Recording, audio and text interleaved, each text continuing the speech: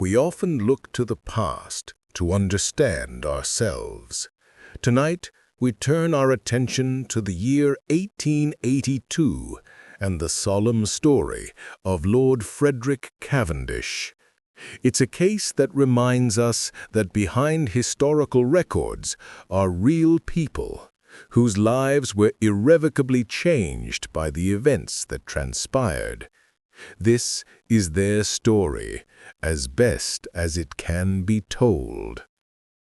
In May of 1882, the city of Dublin was a place of deep and bitter division. It was the administrative heart of British rule in Ireland, a centre of power embodied by the imposing presence of Dublin Castle. But beyond its walls, the country was in turmoil, caught in the grip of the land war, a period of intense agrarian agitation and rising nationalist fervor. Secret societies and radical groups operated in the shadows, viewing the British administration not as a government, but as an occupying force to be resisted by any means necessary. The political atmosphere was charged with conflict. The British government, led by Prime Minister William Gladstone, sought to quell the unrest through a dual policy of coercion and conciliation. Harsh laws were passed to imprison activists without trial, while land reforms were introduced to address the grievances of tenant farmers. The leader of the Irish Parliamentary Party, Charles Stewart Parnell, had recently been released from Kilmainham jail as part of a political pact known as the Kilmainham Treaty, a deal intended to lower the political temperature. However, for a splinter group of radical Fenians who called themselves the Irish National Invincibles, these political maneuvers were a betrayal. They believed that only through violence, through a shocking act of tyrannicide, could the British presence in Ireland be truly challenged. Into this volatile situation stepped Lord Frederick Cavendish, a man known for his integrity and conciliatory nature. He was the nephew of Prime Minister Gladstone and had just been appointed to the critical role of Chief Secretary for Ireland. His arrival in Dublin on Saturday, May 6, 1882, was intended as a gesture of peace, a symbol of a new, gentler approach to Irish affairs. On that same day, he was sworn in at Dublin Castle, alongside the man who was, in many ways, his opposite, Thomas Henry Burke. Burke was the permanent undersecretary, a long-serving Dublin-born Catholic, but one who was deeply loyal to the British Crown. To the Invincibles and other nationalists, Burke was the hated face of the British administration, the architect of its coercive policies, and the true target of their simmering rage. Saturday, May 6th, was a fine spring evening. After a long day of official duties, which included his swearing-in ceremony, Lord Cavendish decided to walk from Dublin Castle to his new residence, the Chief Secretary's Lodge in Phoenix Park. It was a walk of about 3 miles, and he set off alone, a sign of his unassuming character and his lack of awareness of the dangers that lurked in the city. Phoenix Park, one of the largest urban parks in Europe, was a popular recreational spot for Dubliners. As Cavendish made his way along the main thoroughfare, he was overtaken by a horse-drawn cab carrying his colleague, Thomas Burke. On seeing the new chief secretary walking, Burke dismissed his cab and joined him.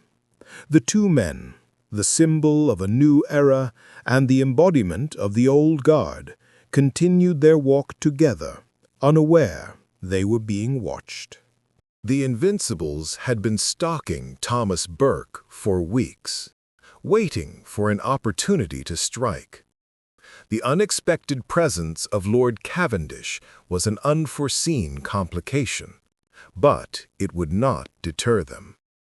As the two officials walked along a stretch of road near the viceregal lodge, a group of assassins who had been driven into the park on a cab descended upon them. The attack was swift and horrifically violent. The assassins were armed not with firearms, which would have attracted attention, but with long surgical knives, chosen for their lethal efficiency. Thomas Burke, the primary target, was surrounded and stabbed multiple times. Lord Cavendish, in a desperate act of courage, attempted to defend his colleague with his bare hands and a small umbrella, but was quickly overpowered and cut down. Within moments, both men lay dead on the pathway. The murders took place in broad daylight, yet the assassins managed to escape the park in the initial confusion. The bodies were discovered shortly after by a passing cyclist. The news spread with shocking speed, first through Dublin, and then via telegraph to London and across the world. The immediate reaction was one of universal horror and outrage. In Ireland, political leaders from all sides, including Charles Stewart Parnell, condemned the attack, recognizing it as a catastrophic blow to the cause of Irish self-governance. In Britain, it was viewed as an act of savage barbarism that confirmed the worst prejudices about the Irish nationalist movement. Queen Victoria herself described the event as one of the most shocking she had ever experienced. The hope for reconciliation that Cavendish's appointment had represented was shattered in an instant. The Dublin Metropolitan Police launched one of the largest and most intense investigations in Irish history. Dublin Castle became the nerve center of a massive manhunt. The city was flooded with detectives and uniformed officers, and a large reward was offered for any information leading to the capture of the killers. Investigators meticulously pieced together the movements of the assassins, focusing on the cab they had used to enter and exit the park. However, the Invincibles were a tightly knit, secret organization, and for months the investigation struggled to make any headway. The wall of silence seemed impenetrable, and the pressure from London for a resolution grew with each passing day. The police turned to their most effective and most controversial tool, the recruitment of informers. The breakthrough in the case came from within the ranks of the Invincibles themselves. Under immense police pressure, several members of the conspiracy began to break. The most significant of these was James Carey, a city councilman and one of the leaders of the Invincibles. Carey had helped plan the assassination and had given the signal for the attack to begin. Faced with the prospect of the gallows, he agreed to turn Queen's evidence, to become an informer and testify against his former comrades in exchange for his own immunity. His detailed, first-hand account of the conspiracy, from its inception to the bloody events in the park, provided the authorities with the evidence they needed to dismantle the entire organization. Beginning in early 1883, the trials of the accused assassins were held at Green Street Courthouse in Dublin. The proceedings were a public sensation, dominated by the testimony of James Carey. One by one, he identified the men who had planned the attack and those who had wielded the knives. Based almost entirely on his evidence, the juries delivered their verdicts. In the end, 5 of the assassins, Joe Brady, Daniel Curley, Michael Fagan, Thomas Caffrey, and Tim Kelly, were found guilty of murder. They were all sentenced to death. Between May and June of 1883, they were executed by hanging at Kilmainham Jail. Several other members of the Invincibles were sentenced to long terms of penal servitude.